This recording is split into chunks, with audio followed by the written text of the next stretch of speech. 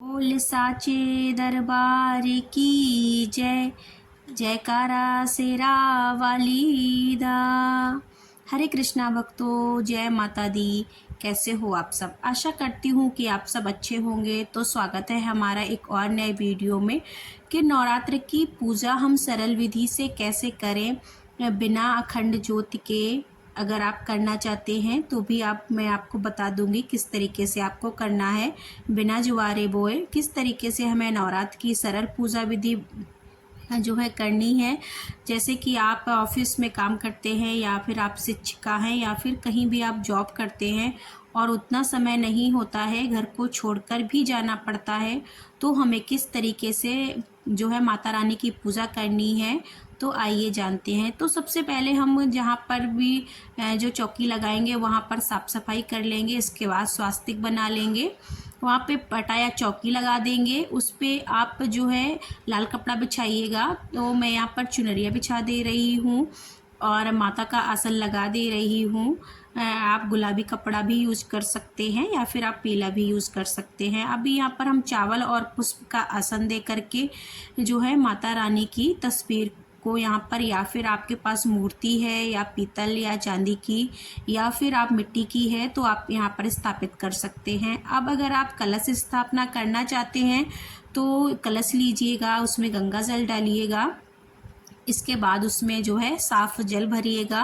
गंगा जल आपको पहले डालना है, इसके बाद ही जो है आपको जल डालना है। इसके बाद हमें 5 चीज़ें डालनी होती हैं: हल्दी, सिक्का, सुपारी, लौंग और इलायची। मीठे में भी आप डाल सकते हो, लेकिन जो है उससे 9 दिन तक जल अच्छा नहीं रहेगा क्योंकि इस बार नवरात्रे 10 दिन की हैं। अब हम यहाँ पर जो है आम के पत्ते या शोका के पत्ते ले लेंगे। तो सबसे बड़ी बात यह है कि हमें इन पत्तों को अलग नहीं करना है, डंडी के साथ रखना है और ये जो है जल में बने रहेंगे तो ये पत्ते जो है काफ़ी दिन तक हरे रहते हैं। इसीलिए जो है हमें डंडी रखनी है और हमें 7 पत्ते लगा लेने हैं। इसके बाद हमें इसमें चंदन, आप या तो फिर सिंदूर लगा सकते हैं या फिर आप चंदन लगा सकते हैं। तो मैंने यहाँ पर पीला चंदन लगाया है, इसके बाद लाल चंदन लगाया है और इस तरीके से हम पत्तों को सजा लेंगे। आप चाहो तो स्वास्तिक भी बना सकते हो। तो इस तरीके से हम सारे पत्ते में हल्दी, चंदन और जो है मोली लगा लेंगे। इसके बाद हम इसको जो है कलश में रखेंगे। अब हम कलश में भी स्वास्तिक बना लेंगे। यहाँ पर हम स्वास्तिक बना लेंगे कलश में इस तरीके से। और इसके बाद हमें एक पात्र चाहिए होगा जिसमें आप कोई अनाज या फिर चावल भर सकते हैं। आप पूर्ण पात्र उसको बोलते हैं, उसको लेना है तो आप वो ले लीजिएगा। और अगर आप ज्वारे बोना चाहते हैं तो आप एक पात्र ले लीजिएगा, फिर उसमें ज्वारे बो दीजिएगा। लेकिन अगर आप नहीं कर पाते हैं, ज्वारे नहीं बो सकते हैं, तो आप इस तरीके से प्लेट लीजिएगा, उसमें चावल रखिएगा और उसके ऊपर कलश की स्थापना कर दीजिए इस तरीके से।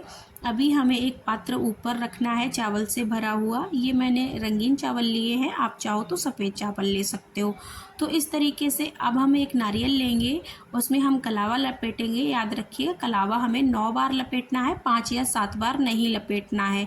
इसके बाद हम जो है चुनरी लेंगे या फिर कोई लाल कपड़ा लेंगे और इस तरीके से नारियल को लपेट करके रख देंगे। याद रखना चाहिए जो ये है माता के दाहिने साइड ही कलश की स्थापना करी जाती है। अब आपके को है गणेश जी की जो है स्थापना करनी है। आप चाहो तो गणेश की मूर्ति या फिर सुपारी से लिपटे हुए, कलावा से लिपटे हुए गणेश जी ले सकते हैं। अगर आप अखंड ज्योति जो है 9 दिन तक संभाल सकते हो, खंडित नहीं कर सकते हो, तभी जलाइएगा। नहीं तो आप नॉर्मल दीपक जलाइए जो आप पूजा करते हैं डेली में, उस तरीके से आप माता का जो है दीपक जला सकते हैं।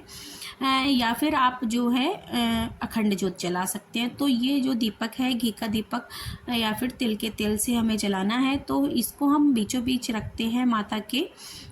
और यही सही तरीका है। अगर आप अखंड ज्योत जलाना चाहते हैं तो जलाइए, अगर नहीं उसका ख्याल रख सकते हैं तो आप सादा दीपक जलाइए। इसके बाद हम जो है गंगा जल से सभी को छींटे लगा देंगे, माता को चुनरी उड़ाएंगे और हमें गणपति भगवान जी को कलावा अर्पित करना है और जनेऊ अर्पित करना है। तो हमारे पास अभी जनेऊ नहीं था तो हमने वहाँ पर जो है कलावा अर्पित कर दिया है। इसके बाद हम सभी को पुष्प अर्पित करेंगे। अगर आपके पास माला है तो आप माता रानी को माला पहना सकते हैं, गणेश जी को माला पहना सकते हैं, पर हमने यहाँ पर पुष्प से ही पूजा करी है। तो इस तरीके से अब हम भोग जो है, हमें बतासे का भोग लगाना होता है क्योंकि बतासे का स्वच्छ भोग होता है। इसके बाद हम पंचमेवा का भोग लगाते हैं और कोई भी ऋतुफल का भोग लगाते हैं। इसके बाद हम जो है माता रानी को सुहाग का सामान अर्पित करते हैं। इसके बाद जो सबसे मेन चीज़ है वो है पान, सुपारी, लौंग, इलायची और बतासा। इससे हम माता रानी को रोज़ भोग लगाएंगे सुबह शाम।